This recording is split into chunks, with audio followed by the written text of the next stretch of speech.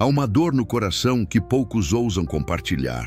Uma pergunta silenciosa que grita na alma, principalmente no silêncio da noite. Casei errado?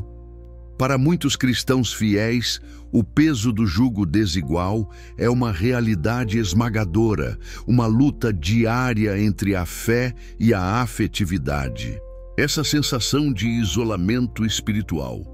No mais íntimo dos relacionamentos, o casamento é uma fonte profunda de angústia.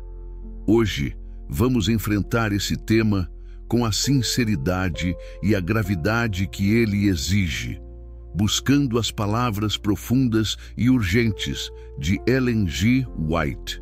Vamos desvendar não apenas as suas advertências contra essa união, mas o mais importante, o seu último conselho de esperança e orientação para aqueles que já se encontram nessa complexa encruzilhada. O que Deus espera de você agora? Antes de mergulharmos neste tema de vital importância, que pode oferecer paz à sua alma inquieta, faça parte de nossa comunidade de fé e estudo. Inscreva-se em nosso canal para receber todas as análises inspiradas que compartilhamos. Ative o sino de notificações para ser alerta e, por favor, compartilhe este vídeo. Você pode estar entregando esperança a alguém que precisa desesperadamente. A primeira parte da mensagem de Ellen White é uma advertência solene e clara. Ela viu o casamento como uma das instituições mais sagradas, porém também uma das mais atacadas por Satanás nos últimos dias. Suas palavras são como um clarim. Em testemunhos seletos, ela afirmou categoricamente: há no mundo cristão uma assombrosa, alarmante indiferença para com os ensinos da palavra de Deus acerca do casamento de cristãos com descrentes.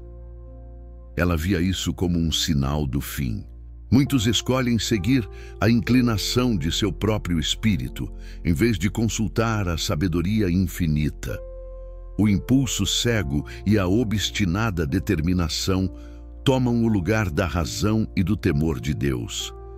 Esta falta de consideração é uma tragédia. Ellen White não deixa dúvidas sobre as consequências.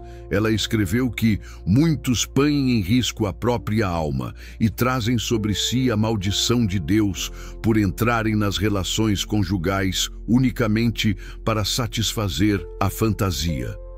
A maldição não é um ato de vingança, mas a triste consequência da escolha de se colocar fora da proteção divina.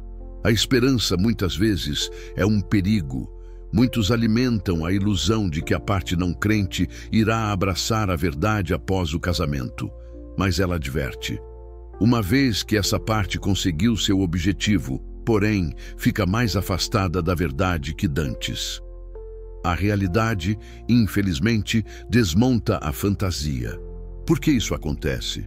Porque o casamento com um incrédulo é colocar-se no terreno de Satanás.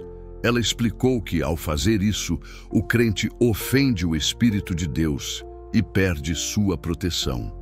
A influência sutil e constante do cônjuge não crente é uma atmosfera de dúvida e desconfiança. O lar deveria ser o refúgio, o símbolo do céu, mas ela adverte: a menos que deseje ter um lar de onde nunca se levantam as sombras, não se una com um homem que é inimigo de Deus. Que forte e assustadora advertência! As sombras são as lágrimas, os conflitos e a tristeza espiritual. A razão bíblica reiterada por ela está em 2 Coríntios 6,14. Que sociedade pode haver entre a justiça e a iniquidade? Ou que comunhão da luz com as trevas? O jugo desigual cria uma divisão fundamental onde deveria haver unidade perfeita. Enquanto um dos cônjuges busca o caminho da vida eterna, o outro segue a estrada larga que conduz à morte. Isso cria um conflito de propósitos, de educação dos filhos, de escolhas morais e espirituais. A dificuldade é inevitável. Agora, chegamos ao ponto mais crítico e reparador desta mensagem. Se a advertência foi clara, o que fazer quando a escolha já foi feita? Qual é o conselho de Deus para quem já está no jugo desigual? Este é o último conselho de Ellen White, um conselho de graça e persistência. Ellen White recebeu cartas comuns de mães e esposas que viviam esse drama. Maridos abusivos, profanos, que ensinavam os filhos a desacatar a esposa crente. A tentação de abandonar o lar para ter paz e se dedicar à vinha do Senhor era forte. Seu conselho, porém, é uma forte exortação à fidelidade, paciência e perseverança. Ela afirmou: mães, sejam quais forem as provas a que fordes chamadas a enfrentar. Não abandoneis os filhos, não os deixeis sob a influência de um pai ímpio. Em casos extremos, onde há abuso e tirania, a tendência é fugir. Mas ela enfatizou que a obra da mãe crente é de contrafazer a obra do pai, o qual está evidentemente sob o controle de Satanás. É uma luta, uma batalha espiritual no lar. O conselho para o crente no jugo desigual não é divórcio, exceto nos casos previstos na Bíblia, e isso é uma exceção, não a regra. O conselho é: carregue sua cruz com dignidade cristã e seja a luz de Cristo em seu próprio lar. Em Coríntios 7, 13 e 16, Paulo dá a orientação básica: se o incrédulo consente em morar, não o deixe. Ellen White reforça esse princípio com a esperança de que o crente possa salvar o cônjuge. Ela pergunta: pois como sabes, ó mulher, se salvarás teu marido? Ou como sabes, ó marido, se salvarás tua mulher? A única maneira de salvar é viver o Evangelho de forma tão sincera, tão amável, tão altruísta, que o caráter de Cristo se torne atraente. Ela disse em A Ciência do Bom Viver: o amor é um princípio, não um mero sentimento. O amor nesse contexto é paciência, gentileza e perseverança diária. A esposa, nesse caso, deve se entregar a Cristo em primeiro lugar.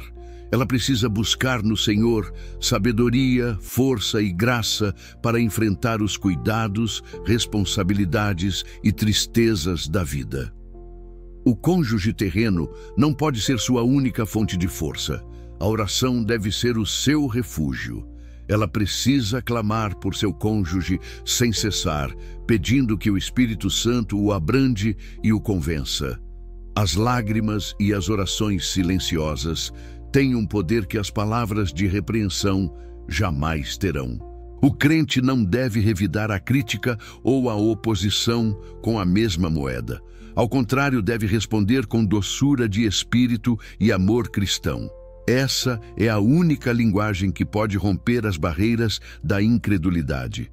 Ellen White aconselhou a mostrar o cristianismo não em discussões teológicas, mas em ações. O testemunho de um caráter cristão paciente e amável é o sermão mais eficaz.